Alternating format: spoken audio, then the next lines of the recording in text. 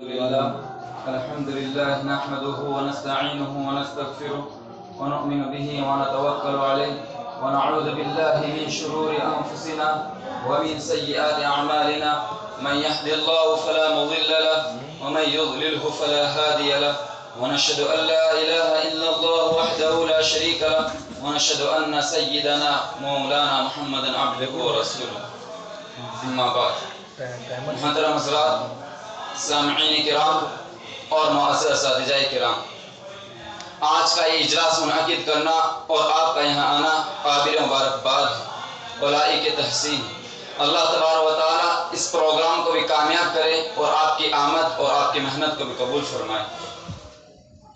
عزیز دوستو، دور حاضر کے نوجوانوں نے جس قدر زندگی کے ہر میدان میں ترقی کی ہے، اسی قدر اس کی اخلاقی قدروں میں گراوٹ آئی ہے۔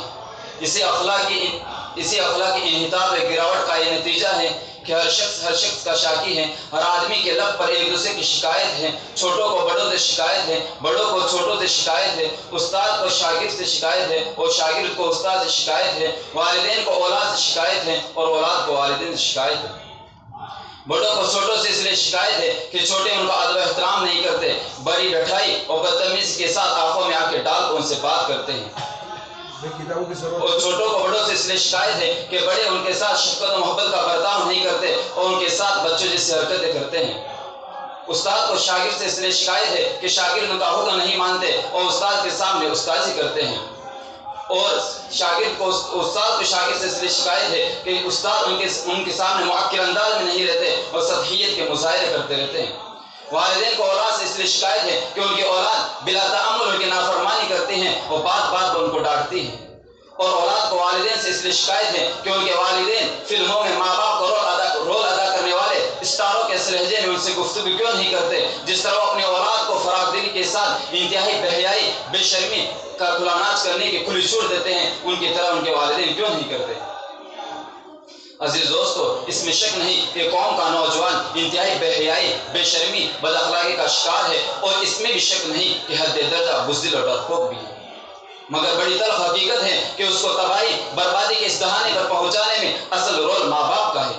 ماں باپ کی ہی غفلت، لاپرواہی، بدعقلی نے قوم کے نوجوانوں کو مجاہد کے بجائے مجاور بنایا ہے۔ ماں باپ کی غلط فکروں اور سوچوں نے قوم کے نوجوانوں کو غلط پٹری پر چلایا ہے۔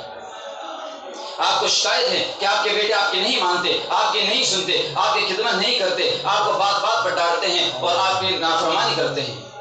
مگر کیا کبھی آپ نے اس پہلو پر بھی غور کیا ہے کہ آپ اپنے رب کی کتنی مان کر چلتے ہیں اور اس کے پاک رسول جناب محمد رسول اللہ کے ارشادات پر کتنا عمل کرتے ہیں؟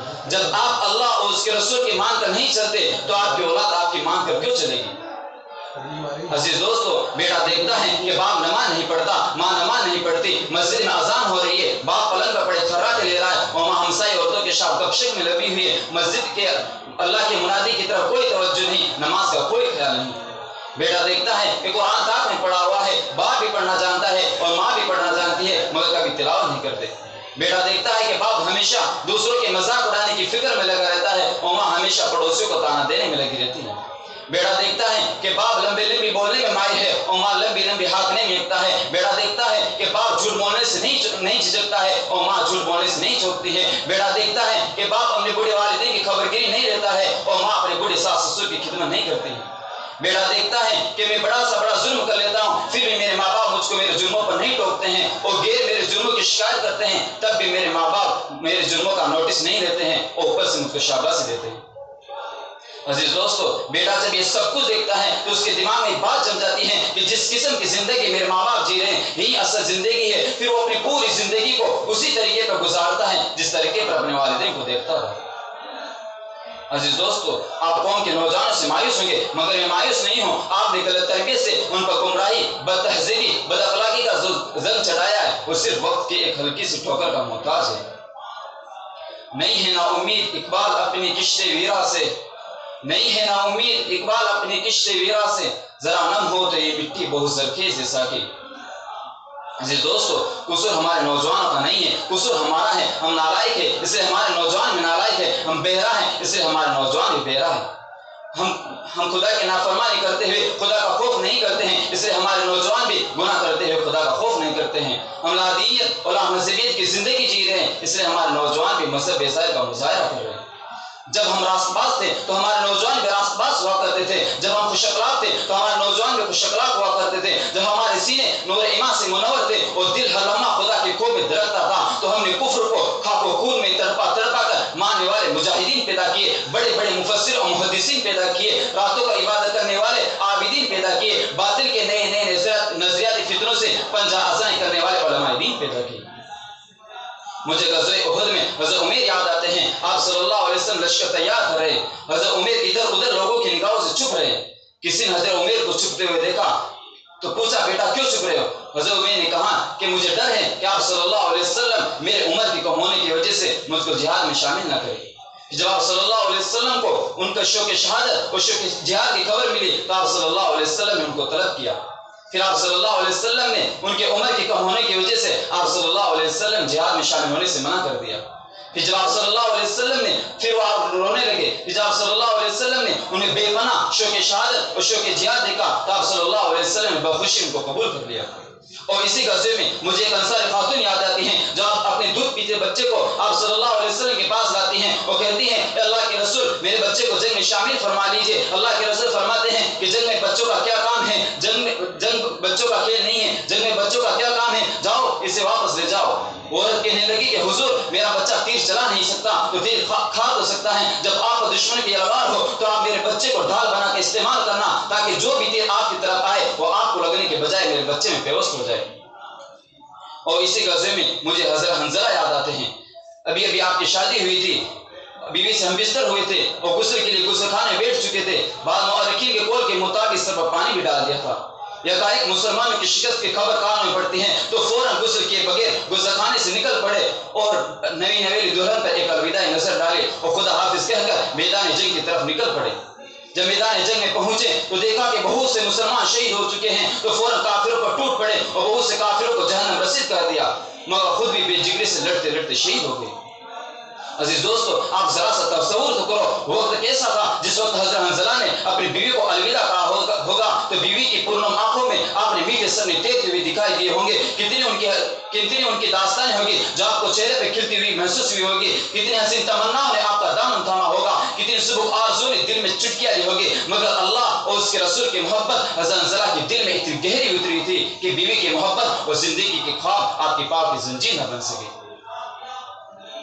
اور مجھے لاہور کا ایک نوجوان غازی علم الدین یاد آتا ہے، لاہور کے مسجد دروازے میں تقریر ہو رہی ہے، حضرت مولانا احمد سعید اور مفتی کفایت اللہ صاحب تشریف فرما ہے، حضرت مفتی صاحب کے زیر صدارت جلسہ ہو رہا ہے اور مولانا عطا اللہ شاہ بخاری تقریر کر رہے ہیں۔ شاہ صاحب تقریر کے دوران فرمانے لگے، میں نے سنا ہے کہ لاہور کے کسی بدبخت انسان نے حضرت عائشہ کی حرمت میں زبان درازی کی ہے، رسول اللہ کے آبرو کو چھیڑا ہے، آج روزے اطہر میں رسول اللہ کی روح بے قرار ہے، خدیجہ و عائشہ پکار رہی ہیں کہ ہمارے نوجوان بیٹے کہاں چلے گئے ہیں، رسول اللہ کی آبرو پر سر کٹانے والے نوجوان کہاں چلے گئے ہیں، غیرت مند بیٹے اپنی ماں کی آبرو پر سر کٹایا کرتے ہیں۔ تو تقریر سننے والوں میں غازی علم الدین بھی تھا۔ شاہ صاحب کی زبان سے نکلے ہوئے جملے غازی علم الدین کے دل میں ایسے پیوست ہوئے کہ اس نے ٹھان لیا کہ صبح میں زندہ رہوں گا یا حضرت عائشہ کا دشمن زندہ رہے گا۔ چنانچہ صبح ہوتے ہی حضرت عائشہ کے دشمن کے پاس دردناتا ہوا پہنچا اور شیر کی طرح دہاڑا اور کہا، لے بدبخت سنبھل، حضرت عائشہ کا بیٹا موت کی صورت میں تیرے سر پر آ چکا ہے۔ پھر اگلے ہی لمحے میں اس کے گریبان کو پکڑا اور زمین پر پٹکا اور پھر خنجر سے اس کی شہرائیں کاٹ ڈالی اور دیکھنے والوں سے کہا کہ تم عدالت میں گواہی دے دینا کہ حضرت عائشہ کے دشمن کو میں نے ہلاک کیا۔ دفعہ 302 کا کیس ہوا، انگریز جج کے سامنے غازی علم الدین کو پیش کیا گیا۔ وکلائے صفائی جو غازی علم الدین کی جان بچانے کی فکر میں تھے، غازی سے تنہائی میں کہا کہ عزیزم تم بہت اچھے نوجوان ہو، تمہاری جان کی قیمت ہمارے نزدیک بہت بڑی ہے، تمہاری جان بچنے کی صورت نکل سکتی ہے اگر تم ہمارا تھوڑا سا تعاون کر دو۔ تو غازی نے کہا کہ حضرت معاف کیجئے، میرے پاس پیسے نہیں ہیں۔ وکلا نے کہا کہ ہم تو تمہارا کیس مفت میں لڑ رہے ہیں، تمہیں صرف عدالت میں یہ کہنا ہے کہ جس وقت میں نے اس کو قتل کیا میں ہوش میں نہ تھا، غم و غصے سے بے ہوشی کی سی حالت تھی۔ نوجوان زخمی شیر کی طرح دہاڑا اور کہا وہ ایک لمحہ تو ہوش کا تھا جو حضرت عائشہ کی حرمت کی حفاظت میں کام آیا، پوری زندگی بے ہوشی میں گزار دی، اب آپ لوگ چاہتے ہیں کہ وہ قیمتی لمحہ بھی میں زندگی کی تمام ضائع کر دوں؟ نہیں اور ہرگز نہیں، عدالت میں بھی کہوں گا، تختہ دار پر بھی کہوں گا کہ حضرت عائشہ کے دشمن کو میں نے ہلاک کیا ہے۔ आग के अंगारों में खेल जाना और मौत की बाहों में झूल जाना मुझे पसंद है, मगर वो कीमती लम्हा ज़ाया करना गवारा नहीं। गुलामा ने मोहम्मद जान देने से नहीं डरते, गुलामा ने मोहम्मद जान देने से नहीं डरते, ये सर कट जाए या रह जाए कुछ परवाह नहीं करते। हाँ, मुझे अरब में एक नौजवान कासिम याद आता है। ये बदनसीब अरब की एक गैरमामूली हसीन लड़की लैला का आशिक हो गया था। सिर्फ यही नौजवान लैला का आशिक नहीं था, बल्कि हजारों नौजवान लैला के आशिक थे। जिस दिनों अरब में लैला के हुस्न का शोहरा था, वस्ते अरब में आबाद एक मुमताज कबीले के सरदार अहमद के घोड़े का भी बड़ा चर्चा था। अहमद बड़ा मुत्तकी और परहेजगार बंदा था। अरब के शानदार नौजवान उसके घोड़े को देखते ही रह जाते।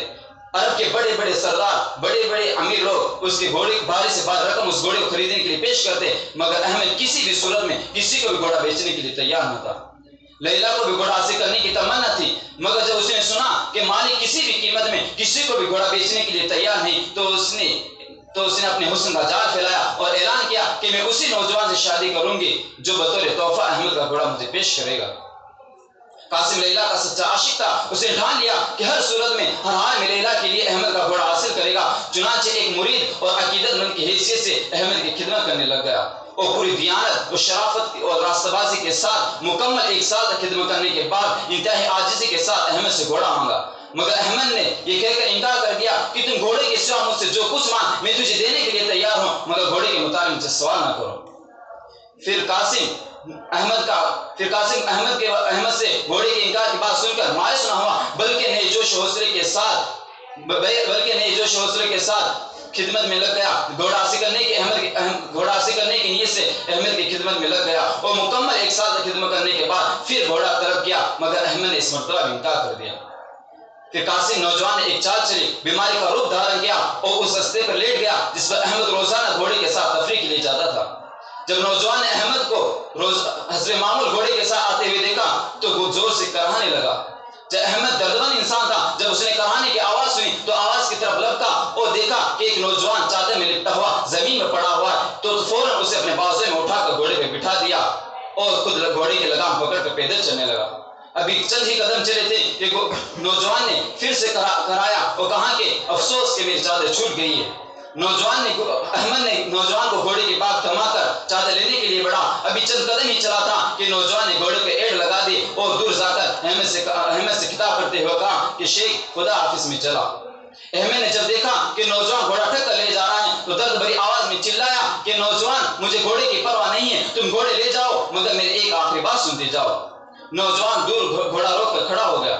शेख ने कहा कि खुदा के लिए अपनी इस फरेबकारी का हाल आप मुसलमानों को ना बताना, वरना इससे इस्लाम की शरीयत मजरूह होगी, क्योंकि मुसलमान को धोखा देना मुसलमान की शान नहीं है। गैरों को अगर तुम्हारी चालबाजी का इल्म हो गया तो क्या सोचेंगे, यही है कमली वाले के गुलाम जो एक दूसरे को धोखा देता है। घोड़ा जाता है जाए, मुझे घोड़े की परवाह नहीं, मैं चाहता हूँ कि इस्लाम की हुर्मत पामान हो। इतना सुनना था कि नौजवान की नशे ईमानी जाग उठी और नशे ईमानी से शर्मशार होकर बोला कि शेख अल्हम्दुलिल्लाह, मैं भी मुसलमान हूँ, मेरी रगों में भी मुसलमान माँ बाप का खून दौड़ रहा है। खुदा की कसम, मैं एक औरत की मोहब्बत की खातिर इस्लाम की अजमत को पामाल नहीं कर सकता। घुट घुट के जी लूंगा, अंगारों पर लौट कर अपनी जिंदगी काट लूंगा, मगर एक औरत की मोहब्बत की खातिर इस्लाम की अजमत को पामाल नहीं कर सकता। ये कहकर शेख अहमद को घोड़ा वापस कर दिया। जी दोस्तों, मैं आपसे कहता हूँ कि ये कौम कभी बांझ ना रही। इस कौम ने हर दौर में तारीख साज अफराद पैदा किए। आज भी इस कौम में हर इल्म फन के लोग मौजूद हैं, बातें से टकराने वाले, तस्बीह व तहलील, जिक्र और अज़कार के जरिए रातों को उजागर करने वाले, मुस्नद तफसीर हदीस से रसूलुल्लाह की रूह परवर पर जान लुटाने वाले और साइंस और टेक्नोलॉजी के मैदान में अपनी काबिलियत का सिक्का जमाने वाले, गर्ज ये कि जिंदगी के हर मैदान और हर स्टेज पर अपने अपनी धाक को साख जमाने वाले मौजूद हैं। आपको शिकायत है आपके नौजवानों से, मगर मैं आपसे कहता हूँ कि आपके नौजवानों को अगर शुरू से ही सही तालीम और तरबियत मिली होती तो आपके नौजवान आपका और कौम का सरमाया होते।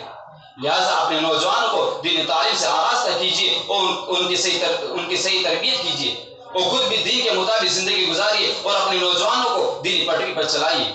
इंशाअल्लाह थोड़े ही दिनों में आपसे नौजवानों की तमाम शिकायतें खत्म हो जाएगी। अल्लाह तबारक व तआला हमको और हमारे नौजवानों को सिरात मुस्तकीम पे चलने की तौफीक अता फरमाए। व आखिर दावाना अनिल हम्दुलिल्लाहि रब्बिल आलमीन।